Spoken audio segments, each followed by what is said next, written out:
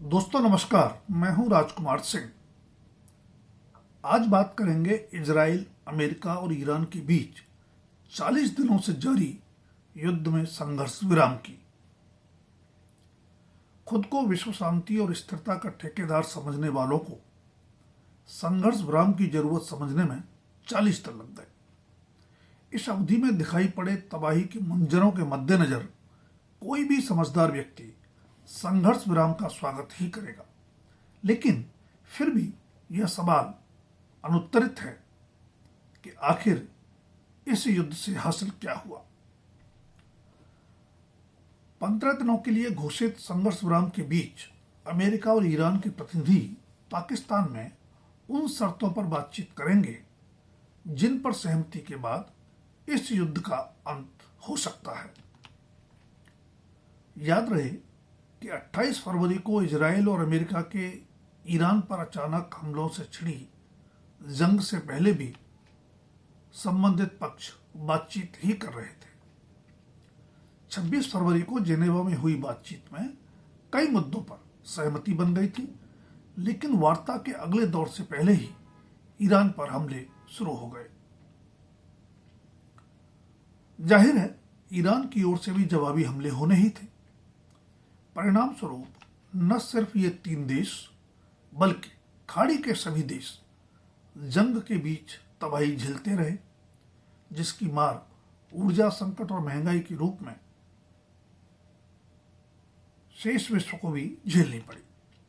समझना मुश्किल नहीं होना चाहिए कि अगर संबंधित पक्षों ने पहले ही संघर्ष के बजाय संवाद के जरिए समाधान खोजा होता तो इस तबाही से बचा जा सकता था।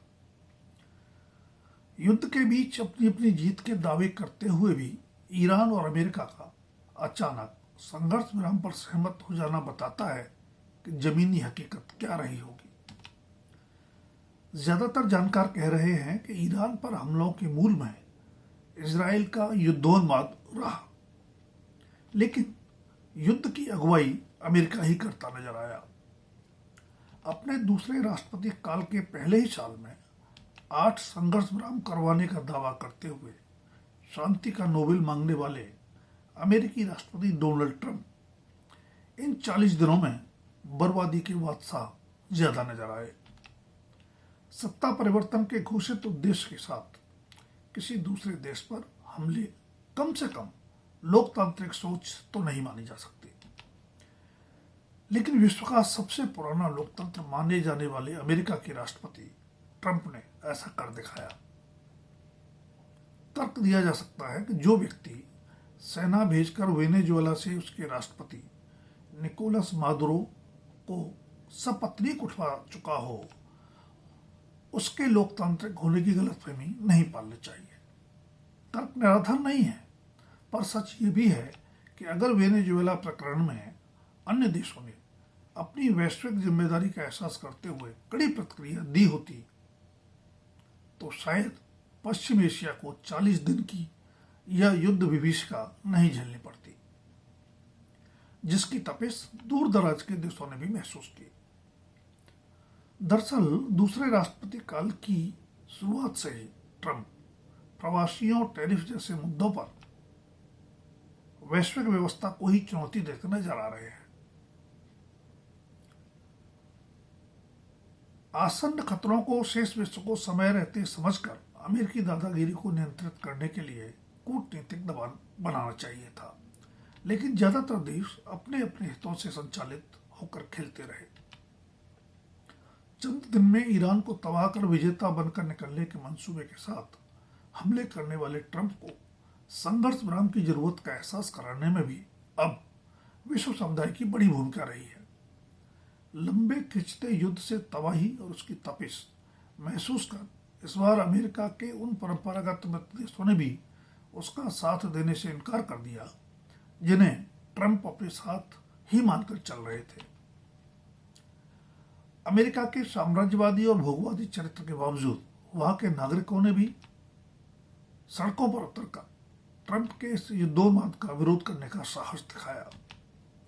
इसी साल होने वाले मध्यावधि चुनावों के मद्देनजर विरोधी डेमोक्रेट्स को कारगर मुद्दा मिल गया तो रिपब्लिकन्स को भी अपने राष्ट्रपति की हरकतों के राजनीतिक खतरे महसूस होने लगे।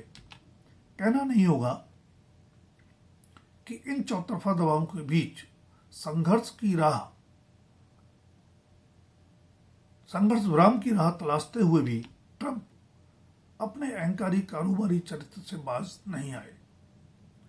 सप्ताहांत में युद्ध समाप्ति की भविष्यवाणी से बाजार में गिरावट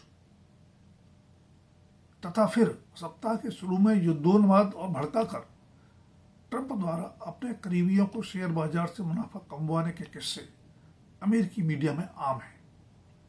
कभी ट्रंप स्ट्रेट ऑफ हॉर्मुज़ बंद होने से अमेरिका को बेपरवाह बताकर अन्य देशों पर उसे खुलवाने के लिए दबाव बनाते दिखे, तो कभी 48 घंटे में उसे न खोलने पर ईरान को पाषाण युग में पहुंचाने की धमकी देते दिखे। कभी 4 दिन का अल्टीमेटम देकर उसे 10 दिन तक बढ़ा दिया, तो कभी फिर ईरानी सभ्यता की ही समाप्ति के लिए 48 घंटे का अल्टीमेटम दे दिया। जाहिर है किसी जिम्मेदार लोकतांत्रिक देश के राष्ट्रपति से ऐसा आचरण अपेक्षित नहीं है, लेकिन यही हमारे समय का सच है जिससे मुंह नहीं चुराया जा सकता। अनेक बार हमले के लक्ष्य हासिल कर लेने और ईरान का सैन्य ही नहीं शासकीय ढांचा भी नष्ट करने के दावे करने वाले ट्रंप अगर अब 40 दिनों बाद 15 दिनों के संघर्ष विराम पर सहमत हो गए तो उसकी सफलता को लेकर आश्वस्त होना आसान नहीं है। ध्यान रहे कि पिछले साल भी ऐसा संघर्ष विराम हुआ था और इस साल भी संवाद के जरिए समाधान की कोशिशों के बीच ही ईरान पर हमला बोला गया। इस संघर्ष विराम की सफलता पर संदेह के 2 अन्य बड़े कारण इसकी शर्तें और मध्यस्थता कराने वाले देश हैं। ईरान ने संघर्ष विराम को युद्ध की समाप्ति में बदलने के लिए जो 10 शर्तें रखी हैं, उन्हें मान लेने का अर्थ तो अमेरिका द्वारा हार स्वीकार कर लेने जैसा ही होगा। आदत के मुताबिक ट्रंप ने अपनी जीत का दावा करते हुए भी ईरान की शर्तों का खंडन नहीं किया है। हाँ, इजराइल अवश्य लेबनान में संघर्ष विराम लागू करने से इनकार कर रहा है, जबकि मध्यस्थता कर रहा पाकिस्तान कह रहा है कि संघर्ष विराम के दायरे में लेबनान भी है। बेशक कर्ज के जाल में फंसा खस्ता अर्थव्यवस्था वाला पाकिस्तान अरसे से मध्य पूर्व की इस आपदा में अपने लिए अवसर तलाश रहा था, लेकिन मध्यस्थता के लिए सबसे जरूरी चीज होती है मध्यस्थ की अपनी विश्वसनीयता, जो पाकिस्तान के पास दूर दूर तक नहीं बची।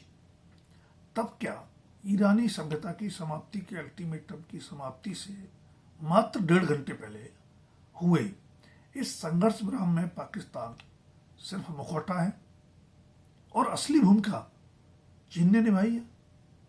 ध्यान रहे कि ट्रंप को जल्द ही चीन की यात्रा पर जाना है।